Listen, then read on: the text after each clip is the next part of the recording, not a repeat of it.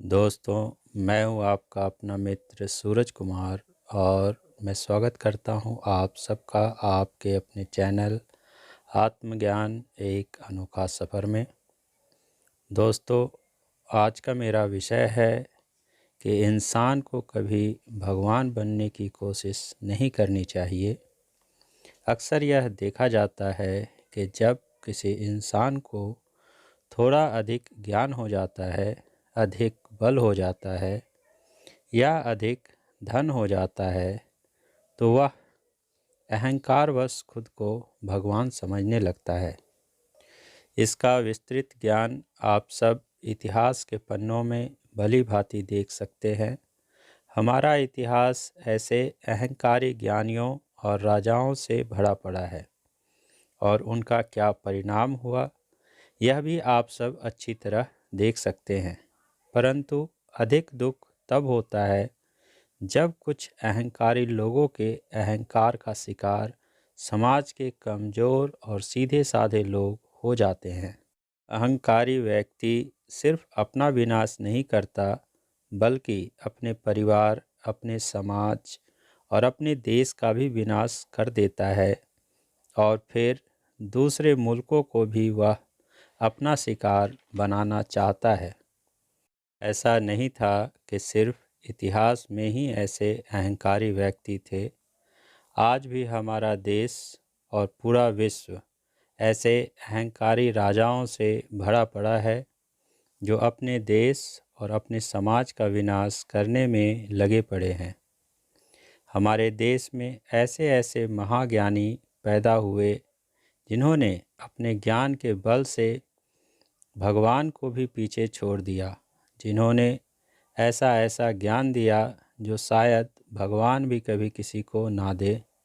भविष्य ज्ञान और ज्योतिष ज्ञान उनके जीते जागते उदाहरण हैं।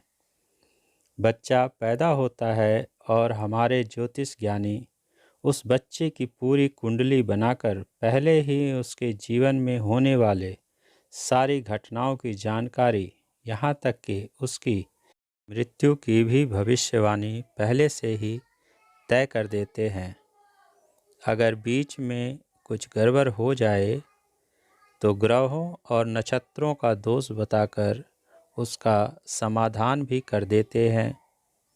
भगवान ने मनुष्य को सिर्फ कर्म करने का अधिकार दिया है, ना तो कर्म फल मनुष्य के हाथों में है और ना ही उसका भविष्य उसके हाथों में है। तो फिर ये ज्योतिष ज्ञानी कैसे किसी का भविष्य पहले से ही तय कर सकते हैं?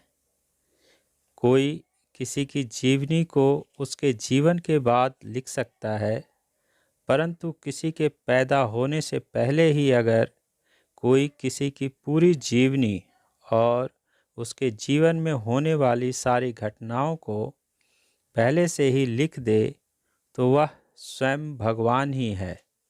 जैसा कि आप सब जानते हैं कि भगवान श्री राम के पैदा होने से पहले ही रामचरितमानस की रचना महर्षि वाल्मीकि के द्वारा पहले से ही कर दी गई थी। फिर तो मेरा मत है कि वो स्वयं भगवान के भी भगवान हैं। ऐसे ऐसे महान ऋषि थे जो पृथ्वीलोक, स्वर्गलोक, ब्रह्मलोक, शिवलोक, विष्णुलोक और न जाने किस किस लोक में स्वतंत्र घूमते थे। ऐसा लगता था कि जैसे समस्त लोक और समस्त देवी देवता इसी धरती पर अपना अपना घर बनाकर रहते थे। इन्होंने देवताओं और दानवों की लड़ाई भी करवाई। जैसे पहले के राजा लोग एक दूसरे की सत्ता हथियाने के लिए लड़ते थे।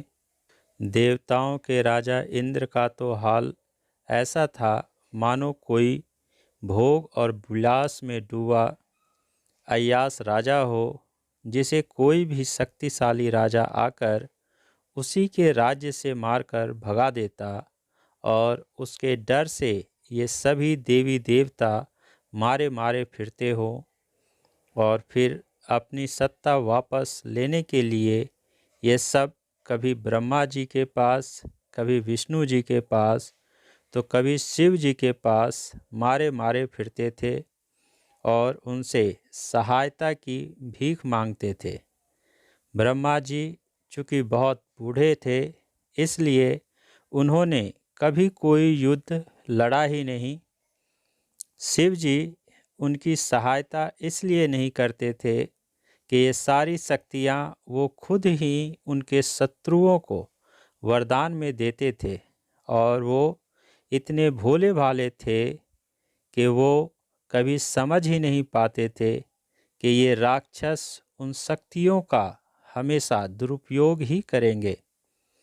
इसलिए सबसे अधिक शिव भक्त ही पैदा हुए, क्योंकि उनको प्रसन्न करना बड़ा ही आसान था। अब बचे विष्णु जी, तो हार कर उन्हें ही अक्सर रूप बदल बदल कर युद्ध के लिए आगे आना पड़ता था, और देवताओं को उनका अधिकार और राज्य वापस दिलाने के लिए युद्ध करना पड़ता था और उन राक्षसों का संहार करना पड़ता था। इन महान ऋषियों ने तो देवताओं और दानवों की संधि भी करवाई और समुद्र मंथन का कार्य करवाया, क्योंकि देवता बड़े ही कमज़ोर और दुर्बल थे।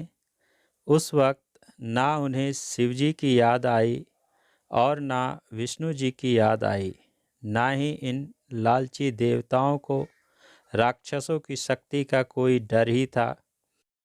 जैसे ही विष निकला, उसे पीने के लिए ना तो देवता लोग तैयार थे और ना ही राक्षस। इनके नज़र में बस एक ही मूर्ख था, वो थे हमारे भोले भाले शिव जी। फिर क्या था, उन्हें ही बलि का बकरा बनाया गया और फिर हमारे भोले भाले शिव जी ने उस हलाहल विष को पी लिया, और विष पीकर भी भगवान शिव जिंदा बच गए। और जब अमृत निकला, तब देवता और दानव दोनों आपस में ही लड़ पड़े, और जब देवता लोग दानवों से नहीं जीत पाए, तब उन्हें भगवान विष्णु की याद आई, और फिर ये सभी देवता भागकर सहायता मांगने के लिए भगवान विष्णु के पास गए। फिर क्या था, उन्होंने मोहिनी रूप धारण कर अमृत कलश दानवों से ले लिया और चालाकी से देवताओं को अमृत पिला दिया, और दानव बेचारे हाथ मलते रह गए। मुझे समझ नहीं आता कि पीने के बाद भी भगवान शिव जिंदा रह गए, और अमृत पीने वाले ये सभी देवी देवता आज कहीं दिखाई नहीं देते। ऐसी अनेकों घटनाएं इन महान ऋषियों ने देखी और बताई हैं, जो कि एक झूठी कहानी से अधिक कुछ नहीं लगता। हद तो तब हो जाता है जब कोई हजारों वर्ष पहले ही भगवान के इस धरती पर पुनः अवतार लेने की भविष्यवाणी पहले से ही कर दे, और उनका नाम, उनके माता पिता का नाम और उनके जीवन की सारी घटनाओं की भविष्यवाणी और वक्त भी पहले से ही बता दे। कभी कभी तो ऐसा लगता है कि ये ज्ञानी कम और अपनी मूर्खता का प्रदर्शन अधिक करते हैं। इनकी ऐसी शिक्षाओं की वजह से ही आज भारतवर्ष की ऐसी दुर्दशा हो गई है।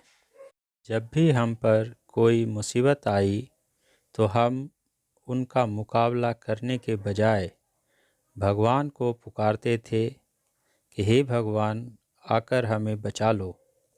हमारे हजारों वर्षों के गुलामी की वजह हमारे स्वार्थी और अहंकारी राजा और हमें नपुंसक बनाने वाली यह शिक्षा है। जब भी किसी दूसरे मुल्क से कोई राजा हमारे देश पर आक्रमण करता था, तो ये सब राजा मिलकर उसका मुकाबला करने के बजाय अपने स्वार्थ और अहंकार के कारण अपने दुश्मन को ही अपना मित्र बना लेते थे, और जब ये हमारे घरों और हमारे मंदिरों को लूटते थे तो हम सब उनका मुकाबला करने के बजाय हाथ जोड़कर भगवान को पुकारते थे कि हे भगवान, आकर हमारी रक्षा करो।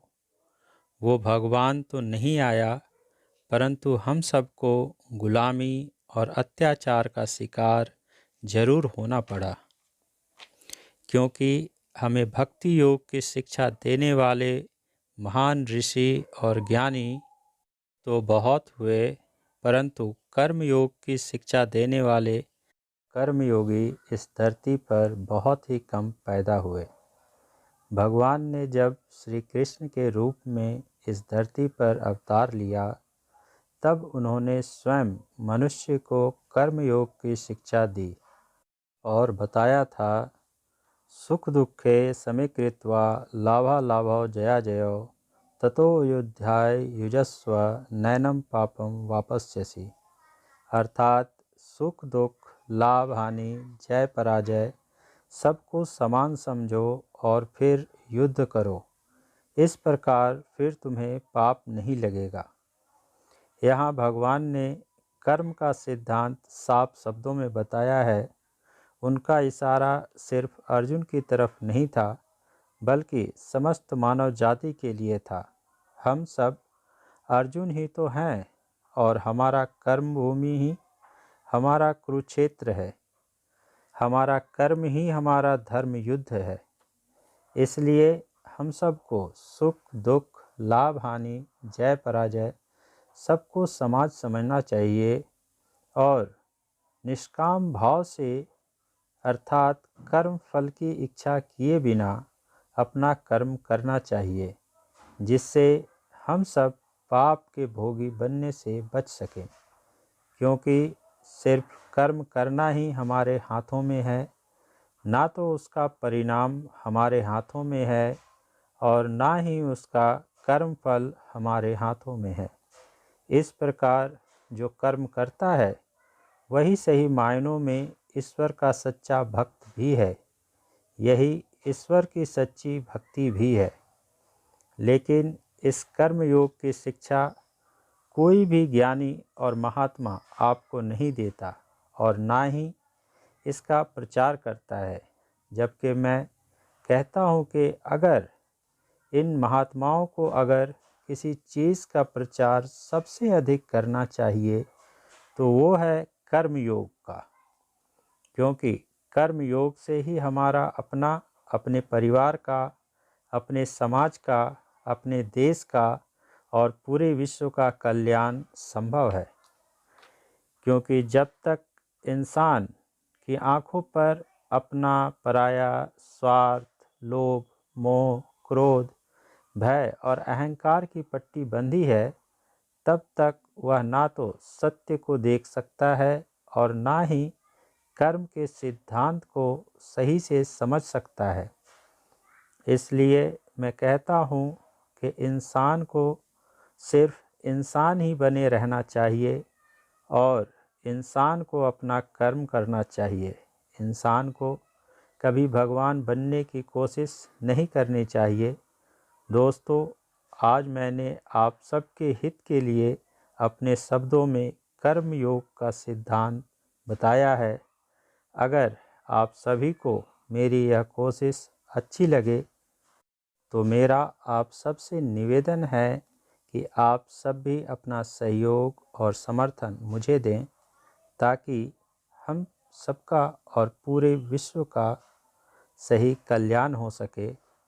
इसी के साथ आज की यह यात्रा समाप्त करता हूँ। फिर मिलेंगे इसी आशा और विश्वास के साथ। आप सभी का प्रेम पूर्वक धन्यवाद। हरि ओम शरणम।